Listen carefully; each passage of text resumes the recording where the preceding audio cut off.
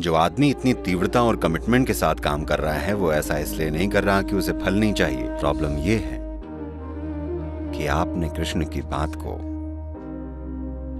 राजा के सेवक के शब्दों में सुना है। आप जीवन में चाहे जो भी करना चाहें, आपके लक्ष्य होते हैं, चाहे आर्ट हो, म्यूजिक हो, आध्यात्म हो, राजनीति हो, बिजनेस हो। आपको लगता है आप कुछ भी महत्वपूर्ण कर पाएंगे।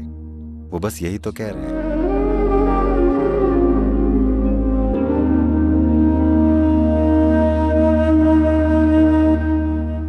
भगवत गीता में भगवान श्री कृष्ण हमें फल की चिंता छोड़कर कोशिश करते रहने का उपदेश देते हैं, पर मुझे काम करते जाना और नतीजों पर ध्यान ना देना बहुत ज़्यादा मुश्किल लगता है। और मैं जानना चाहती हूँ कि हम ये कैसे करें, बिना फल के बारे में सोचे, कैसे बस प्रयास करते रहें।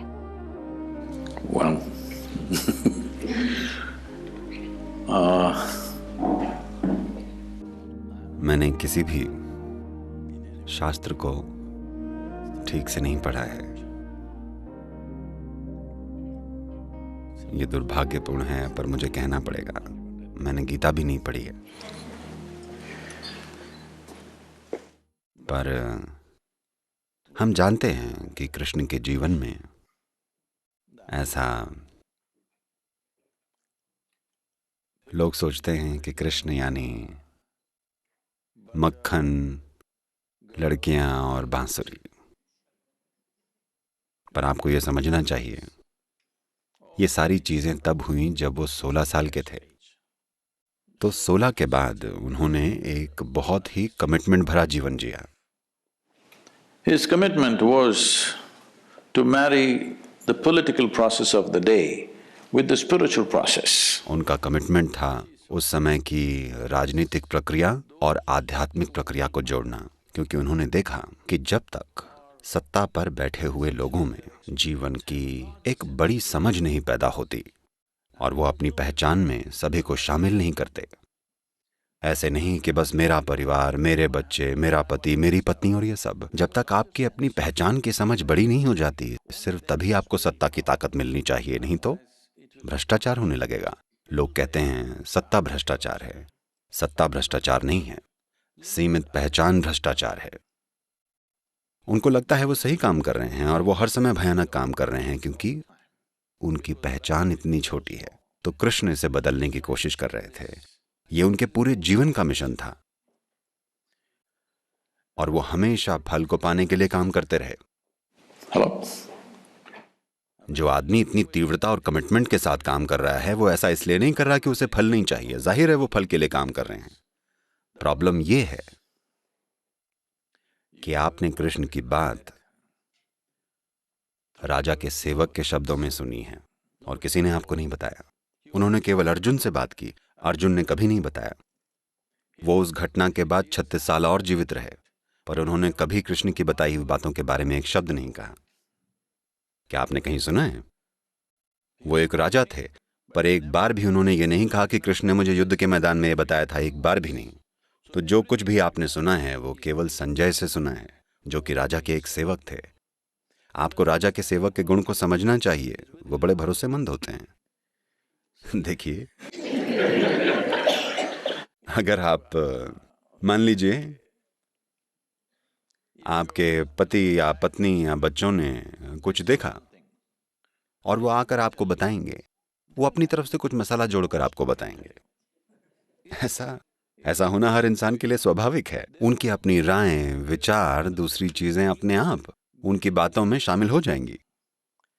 पर राजा का सेवक ट्रेंड होता है कि वो कभी अपनी राय ना जोड़े, वरना उसका सिर कलम होगा।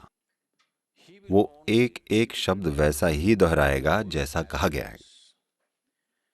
तो वो एक तरह के प्राचीन टेप रिकॉर्डर हैं। ओके, वो रिकॉर्डिंग कर रहे हैं और बस राजा को बता रहे हैं कृष्ण ये कह रहे हैं, पर कोई संदर्भ प्रसंग नहीं है। जब दो लोगों के बीच बहुत गहरा संबंध होता है तब बातें अलग तरह की होती हैं। अगर दो प्रेमी कुछ कर रहे हैं, एक दूसरे से बातें कर रहे हैं, तो शायद किसी को लगे वो लड़ रहे हैं, पर उनका लव अफेयर चल रहा है। तो ये कृष्ण और अर्जुन के बीच एक लव अफेयर जैसा है, क्योंकि वो एक दूसरे को बहुत घनिष्ठता से जानते हैं।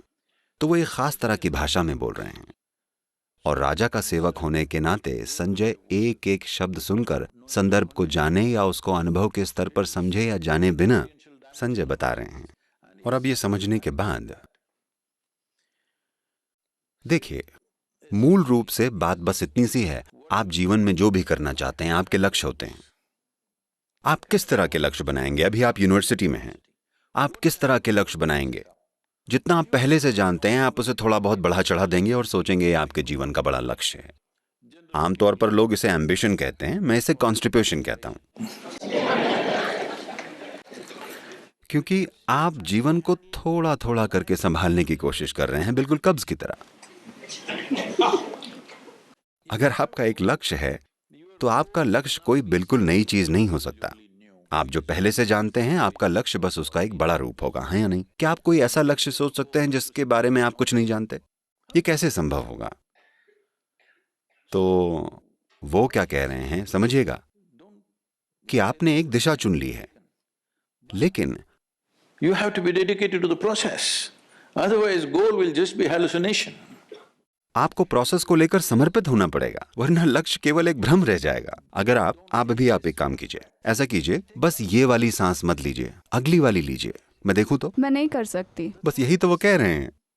वो कह रहे हैं ये कदम ठीक से उठाए बिना आप लक्ष्य के बारे में भ्रमित होने लगते हैं। ऐसे कैसे चलेगा? योग में हम इसे बहुत सरलता से कहते हैं। हम कहते हैं अगर आपकी एक आंख लक्ष्य पर हो तो रास्ता ढूंढने के लिए बस एक ही आंख बचेगी। ऐसा करना बेकार है, बस। तो वो ये कह रहे हैं कि लड़ाई में अगर आप सक्षम नहीं हैं तो ऐसा नहीं है कि आपका इंक्रीमेंट या प्रमोशन नहीं हो पाएगा, आप बस मार दिए जाएंगे। Hello? लड़ाई के बीच में अगर आप निकम्मे हैं तो आपको लगता है आप बस अपने मार्क्स वगैरह खो देंगी? क्या आप बस अपने ग्रेड्स वगैरह खो देंगी? नहीं, आप उसी शाम गाड़ दिए जाएंगे। तो कृष्ण उन्हें बता रहे हैं, क्योंकि अर्जुन बोल रहे हैं मैं इन सभी लोगों को मार कर कैसे राजा बन जाऊं। वो कहते हैं आप अभी राजा बने नहीं हैं, आपको पहले इस आदमी को ठीक से तीर मारना होगा, वरना आप राजा नहीं, आज शाम आपको गाड़ दिया जाएगा। कृष्ण बस उन्हें यही बताने की कोशिश कर रहे हैं। क्या ये गलत है? तो पता है, हर साल नवंबर के महीने में हमारे यहाँ एक बिजनेस इवेंट होता है। तो पिछले साल भी 200 CEO आए थे, इस नवंबर में भी ये होगा।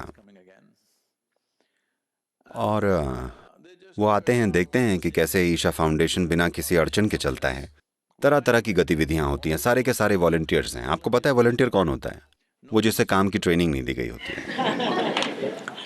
वो बेहद डेडिकेटेड हैं, पर उन्हें उस काम की ट्रेनिंग नहीं दी गई है।